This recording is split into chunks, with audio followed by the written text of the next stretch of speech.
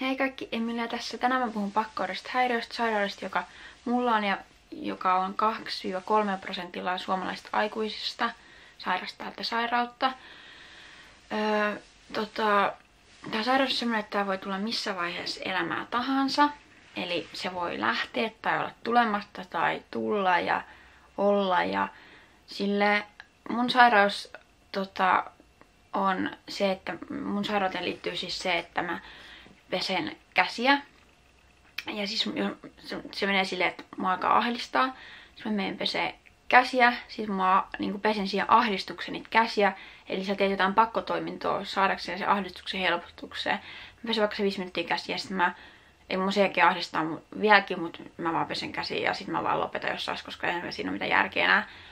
Mutta tää sairaus, tässä ei ole mitään tekemistä järjellä, vaan tää on tunnesairaus, koska mun tässä sairaudessa pahimmassa tapauksessa mä oon ollut suihkus jonkun tunnin, 2 kertaa päivässä ollut tunnin, eli 2 tuntia yhteensä suihkuspäivässä, koska mun päässä joku sanoo mulle, että sua ahdistaa, että sun on oltava suihkussa, että sä oot vaikka likainen tai jotain, ja sit sä oot siellä suihkussa, vaikka siinä ei ole mitään järkeä, joten todellakaan liity järkeen tää sairaus. No, mun sairaukseen on liittynyt 2 kertaa masennusta, ja mä oon siis ollut nyt talvella ja 1,5 vuotta sitten masentunut. Mä olin vakaasti masentunut.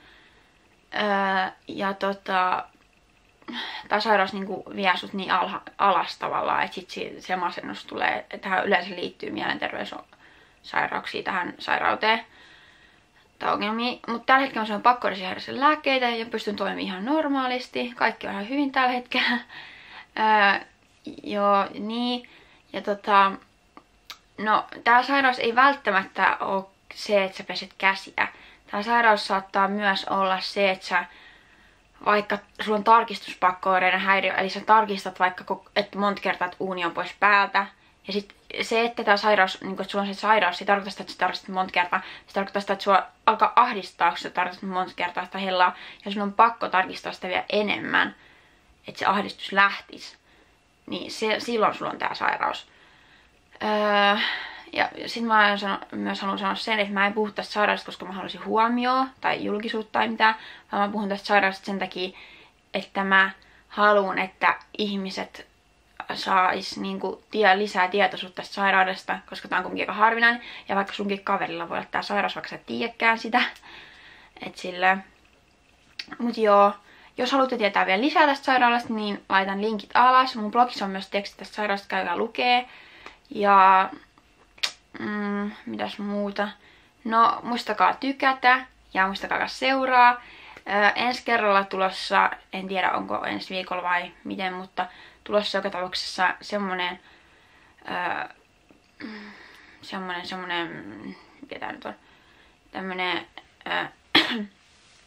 siis tulossa video, jossa mä näytän mitä mä ostin Lux Plusasta, nimistä verkkokaupasta.